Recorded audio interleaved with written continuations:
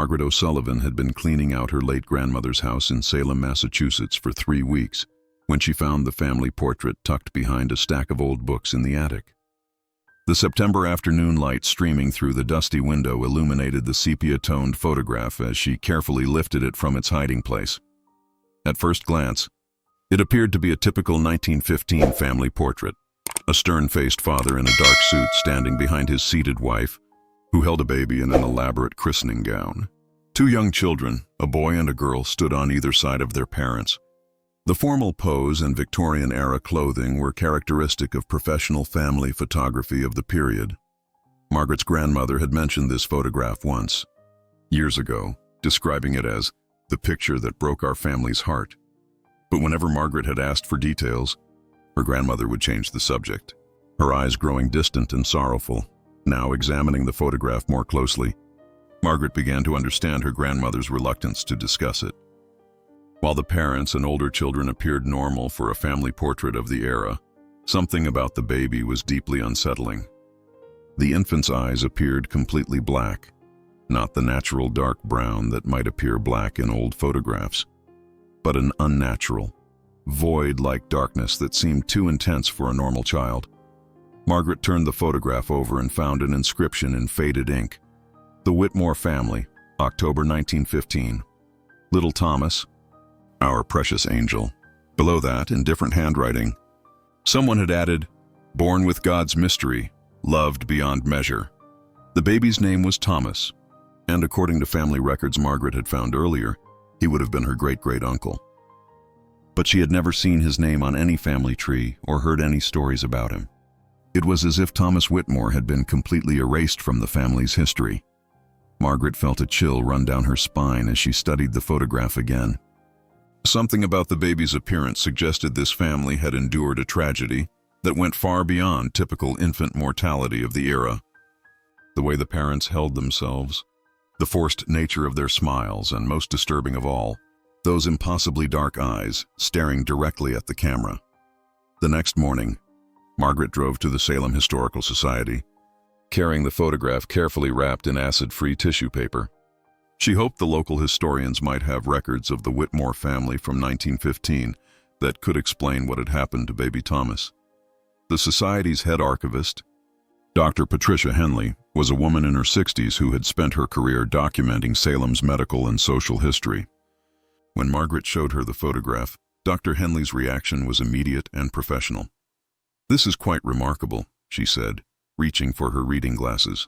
"I've seen similar cases documented in early 20th century medical journals. This child appears to have been born with a severe ocular condition." Margaret's pulse quickened. "You recognize this condition?" Dr. Henley nodded, studying the image with clinical interest. "The complete darkness of the eyes suggests either severe bilateral aniridia, absence of the iris, or more likely, bilateral anophthalmia combined with prosthetic eyes."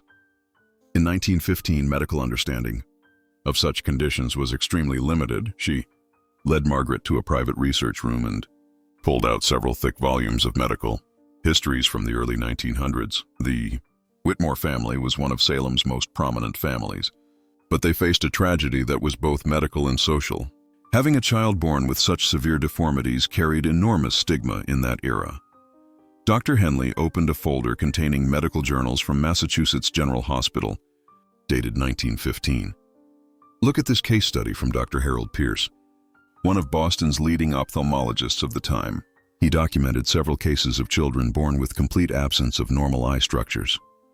Margaret studied the medical drawings and photographs with growing understanding. The documented cases showed children whose eye sockets contained either malformed tissue or crude prosthetic devices that appeared as solid black masses. "Dr. Henley, what would this condition have meant for a family in 1915? The archivist's expression grew sympathetic.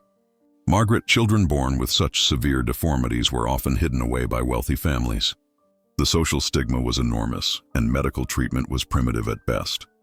Many families simply couldn't cope with the public shame and the child's complex medical needs." Dr. Henley disappeared into the archives and returned with a leather-bound medical journal that belonged to Dr. Samuel Morrison, the family physician who had served Salem's prominent families in the early 1900s, Dr. Morrison was known for his detailed record-keeping and his compassionate treatment of difficult cases, she explained. His journals provide insight into how families dealt with medical tragedies during this period.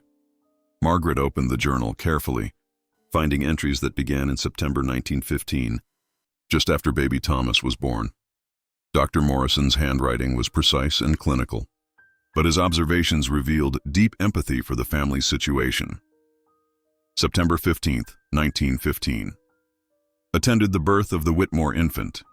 Child born with complete bilateral anophthalmia, absence of eye globes entirely. The eye sockets are present but contain only rudimentary tissue. Parents are devastated, as this condition was entirely unexpected. Have recommended consultation with specialists in Boston. September 22, 1915. Returned to examine baby Thomas. The infant appears healthy in all other respects. Good reflexes, normal feeding response, proper weight gain. However, the complete absence of eyes creates a disturbing appearance that is quite shocking to family members and visitors. Mrs. Whitmore is struggling emotionally with her son's condition. October 1, 1915. Consulted with Dr. Pierce at Massachusetts General regarding prosthetic options for baby Thomas. While prosthetic eyes existed in 1915, they were crude affairs, typically glass spheres painted black or brown. For an infant with no eye socket structure, even basic prosthetics would be extremely difficult to fit properly. Margaret felt her heart breaking as she read Dr. Morrison's compassionate observations about the family's struggle. The doctor had clearly been trying to help them navigate an impossible situation with limited medical resources. October 10, 1915. Mrs. Whitmore insists on having a family portrait taken despite Thomas's condition. She believes it's important to document their family as it is, not as society expects it to be. I admire her courage, though I fear the photograph will be difficult for them to look at in years to come. October 15, 1915. Fitted. Baby Thomas with basic prosthetic devices. Simple black glass spheres that sit in the eye sockets. They provide a more normal appearance for the family portrait, though they obviously provide no vision. The child has adapted well and shows no discomfort. Dr. Henley watched Margaret's reaction carefully. The prosthetics explain the solid black appearance of Thomas's eyes in the photograph. They weren't trying to hide anything sinister. They were simply doing their best with the medical technology available. Dr. Morrison's journal entries from late October 1915 revealed the increasing social pressure the Whitmore family faced as news of Thomas's condition spread through Salem's tight-knit community. On October 20th, 1915, Mr. Whitmore visited my office today, deeply distressed about the community's reaction to baby Thomas. Several prominent families have made it clear that the child's appearance makes them uncomfortable, and invitations to social events have ceased entirely. The family is becoming increasingly isolated. October 25, 1915. Mrs. Whitmore confided that she has stopped attending church because other congregants stare at baby Thomas with a mixture of pity and revulsion. Some well-meaning but misguided individuals have suggested that the child's condition is divine punishment for some sin. This medieval thinking persists even in our supposedly enlightened age. November 1st, 1915.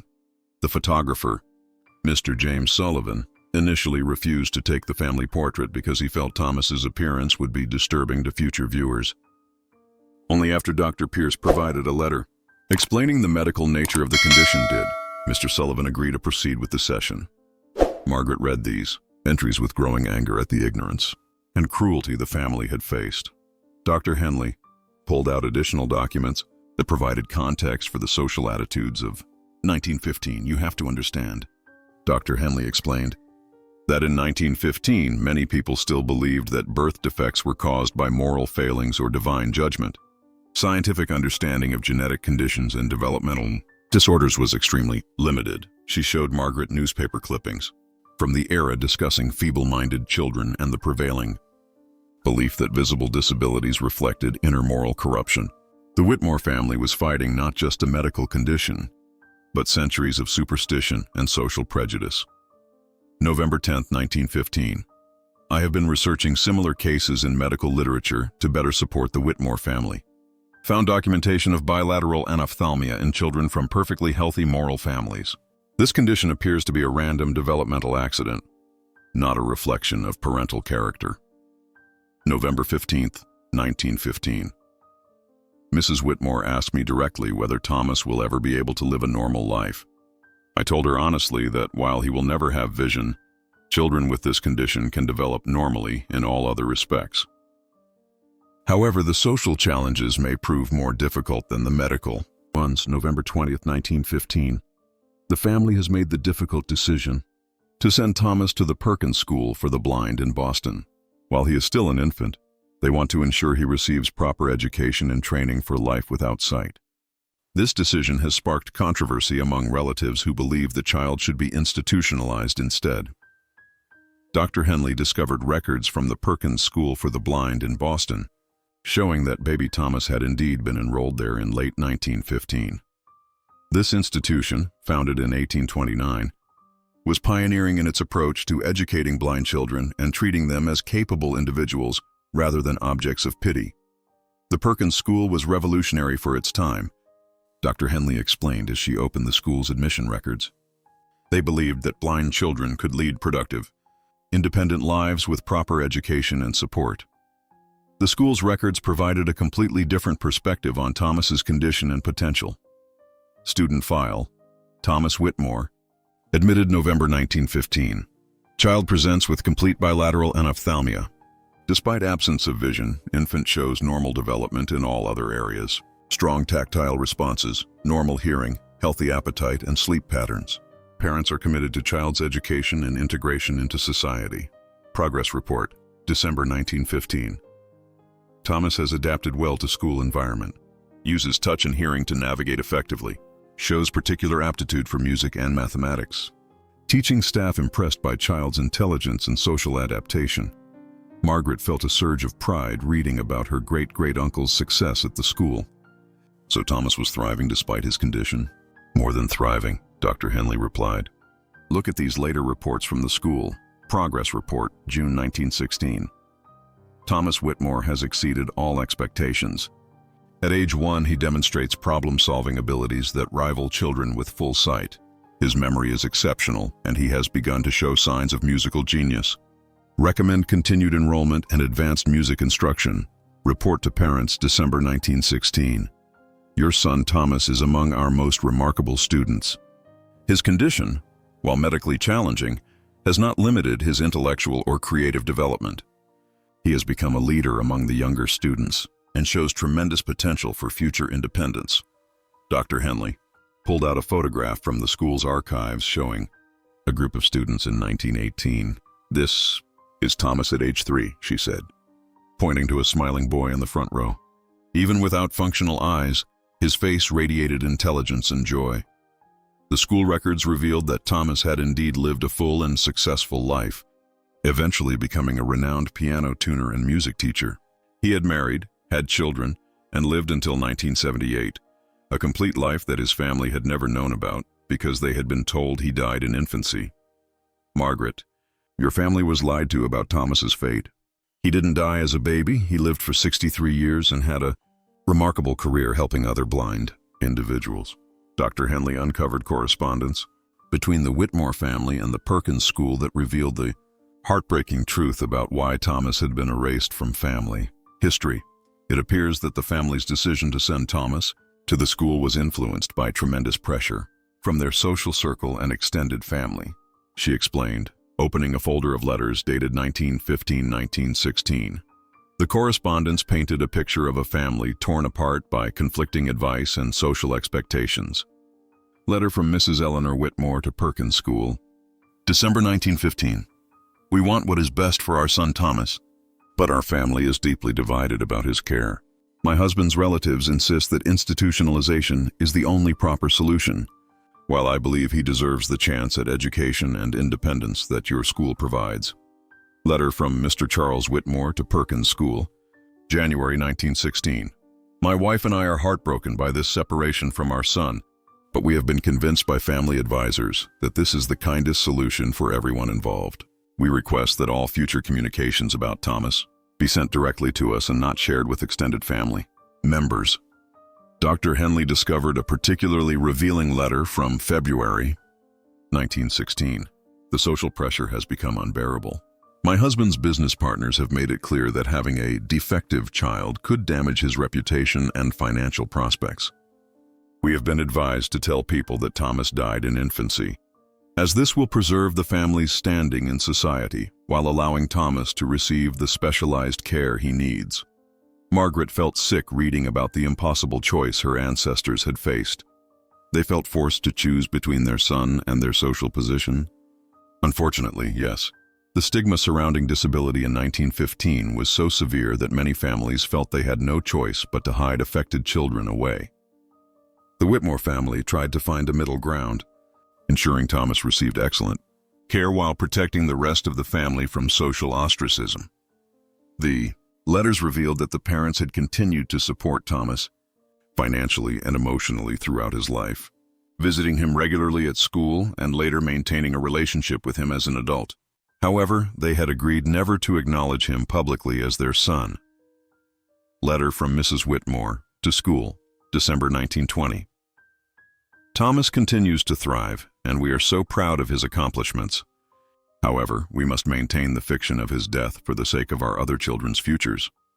Society's cruelty toward families like ours has not diminished, and we cannot risk our daughter's marriage prospects or our son's business opportunities. Dr. Henley had managed to locate records from the Massachusetts State Archives showing Thomas's complete life story, a story his own family had been forced to hide for over a century.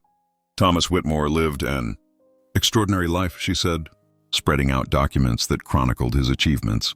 After graduating from Perkins, he became one of the most skilled piano tuners in New England. The records showed that Thomas had opened his own business in Boston in 1935, specializing in tuning pianos for concert halls and music schools. His acute hearing, developed to compensate for his lack of sight, made him exceptionally gifted at his profession. Boston Globe article, April 1940. Thomas Whitmore, despite being born without sight, has built a reputation as one of Boston's finest piano technicians. His work can be heard in concert halls throughout New England, where musicians specifically request his services for their most important performances. Margaret studied photographs of Thomas as an adult, a dignified man in his 20s and 30s, well-dressed and confident, surrounded by the pianos he maintained. His prosthetic eyes had been updated with more sophisticated models that looked remarkably natural. He married in 1942. Dr. Henley continued, showing Margaret a wedding announcement from the Boston Herald. His wife, Sarah Mitchell, was a music teacher at a school for the blind. They had 3 children together, all of whom had normal vision. The marriage records and birth certificates revealed that Thomas's children had grown up knowing their father's remarkable story. They had become teachers, musicians, and advocates for disabled individuals, carrying on his legacy of overcoming social barriers. Thomas's youngest daughter, Mary Whitmore Stevens, is still alive, Dr. Henley said quietly. She's 82 years old and lives in Cambridge. I took the liberty of contacting her when I realized you were researching the family. She's been hoping for decades that someone from the main Whitmore line would eventually seek out the truth. Margaret felt her heart racing. You mean I have a living cousin who knew Thomas personally? More than that, she has boxes of family photographs, letters, and documents that Thomas saved throughout his life. He never stopped hoping that someday his birth family would want to reconnect with him. Dr. Henley handed Margaret a recent photograph of an elderly woman with kind eyes and a gentle smile. Mary has been the keeper of Thomas's memory for the past 40 years. She's been waiting for this moment her entire life. 2 days later, Margaret found herself sitting in the comfortable living room of Mary Whitmore Stevens in Cambridge, Massachusetts. The walls were lined with photographs spanning nearly a century, images of Thomas throughout his life, his wife and children, and the extended family that the main Whitmore line had never known existed. My father talked about his birth family every day of his life, Mary said, her voice still strong at 82. He understood why they felt they had to let him go, but he never stopped loving them or hoping they might change their minds. Mary brought out a cedar chest filled with documents and photographs that Thomas had carefully preserved. Among them was a copy of the 1915 family portrait that had started Margaret's investigation. Daddy kept this picture on his desk his entire life, Mary explained. He said it was the only proof he had that his parents had loved him, even for a brief time. He used to tell me that his mother's hand on his shoulder in that photograph was the last time he remembered feeling completely safe and wanted. Margaret examined Thomas's collection with wonder and sadness. There were programs from his piano recitals, letters from grateful music students, photographs of him teaching young blind children, and most touching of all, drafts of letters he had written to his birth family but never sent. Draft letter dated 1945. Dear Mother and Father, I hope this letter finds you well. I graduated from Harvard's music program this year and have opened my own piano restoration business. I want you to know that the education you provided at Perkins gave me the foundation for a wonderful life. I hold no anger toward you for the choice you made. I understand the world was different then. Draft letter, dated 1960. I was married last week to a wonderful woman who loves me despite my limitations. I wish you could have been there to see how happy I am. Every day I remember your faces from that last photograph, and I pray that you found peace with the decision you made about my care. Mary wiped tears from her eyes as Margaret read the letters. He wrote dozens of these over the years but never sent them. He was afraid that contact from him would cause your side of the family pain or embarrassment. What was he like as a father? Margaret asked. Mary's face lit up. He was wonderful, patient, funny, incredibly intelligent. He taught us that having a disability didn't make you less than anyone else. It just meant you had to work harder and be more creative. He never felt sorry for himself, not once. Mary led Margaret to Thomas's study, which had been preserved exactly as he had left it when he died in 1978. The room was filled with musical instruments, braille books, and most remarkably, detailed family trees that Thomas had spent decades researching. Daddy never stopped tracking the Whitmore family, Mary explained. He knew about births, deaths, marriages, and achievements on your side of the family for over 60 years.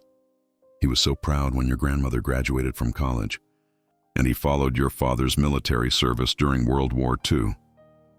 Margaret stared at the detailed charts showing her own family's history, all compiled by a man they had thought was dead. He knew about all of us. He knew everything. When your grandmother got married, when your father was born, when you graduated from high school. He even knew about your work as a genealogist. He used to say that someday someone from the family would start asking questions about the missing pieces in their history. Mary pulled out a thick folder labeled "For my birth family," if they ever come looking.